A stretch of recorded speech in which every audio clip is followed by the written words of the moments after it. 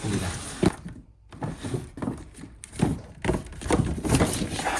Arab tilida unpacking qilamiz. MacBook Air.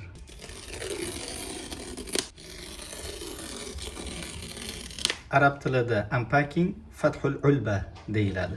Demak, bu MacBook Air. Hozir ichini ochib, ichidagi jihozlarni ham arab tilida sizga tanishtiraman.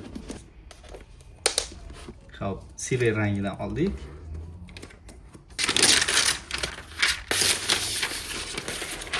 Mashallah. Demak, quti bilan tanishib olamiz. Quti arab tilida sunduq deyiladi. Zaryad oldiradigan kabel esa qudratush shahn deyiladi yoki kabilush shahn deb atasa ham bo'ladi. Mana bu adapter, ya'ni o'sha zaryadkan kabelga yetkazib beradigan narsa, buni bilamiz.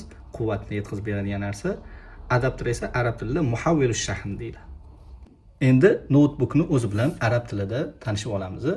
Notebook arab tilida hasibun mahmul deyiladi. Endi lahjalarda har xil turli xil aytiladi. Mana bu yerda demak, o'sha zaryadga suqadigan joyi bor. Buni arab tilida madxalush shahn desak ham bo'ladi yoki midxal ham deb aytishadi. Ba'zan midxalush shahn yoki madxalush shahn deb atasak bo'ladi. Endi lahjalarda baribir farqlanadi. Bu yoqda esa o'sha naushnik suqadigan joyi bor, o'sha quloq eshitgichni suqadigan joyi bor. Buni arab tilida madxalus sammaat deb atasa bo'ladi. Yoki madxalus sammaa deb atasa ham bo'ladi. Midxal deb ham aytsa bo'ladi. Midxalus sammaa desa ham bo'ladi. Tushunarli? Endi ichidagi narsalar bilan keling tanishib olamiz.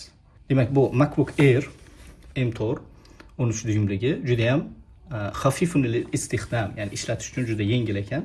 Kim agar dars o'tadigan bo'lsa yoki dars o'qiydigan bo'lsa tavsiya qilaman. Xo'p, klaviatura arab tilida nima deyiladi? Kilfiyatura deyiladi. Kilfiyatura, ya'ni mana bu klaviatura kilfiyatura deb atasangiz bo'ladi arabda. Ekran esa shasha deyiladi.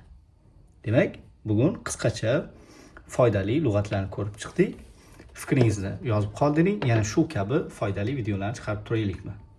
Assalomu alaykum va rahmatulloh. Ma'as salama.